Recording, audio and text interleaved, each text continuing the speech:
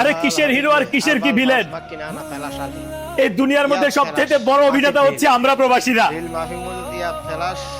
যাদেরকে কিনা এক একটা মানুষ এক এক রকম ভাবে অভিনেতা মনে করে। দেশের মানুষ ভাবে আমরা বড় লোক হয়ে গেছি,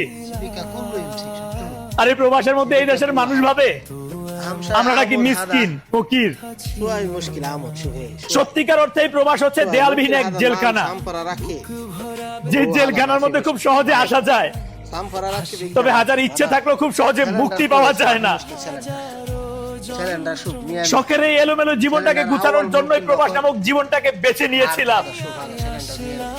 তবে এখন তো মনে হচ্ছে এলোমেলো জীবনটাকে গুছাতে গুছাতে কখন যেন মালাকুল মউত এসে আমার সামনে দাঁড়িয়ে বলে, your time is finish, come with me.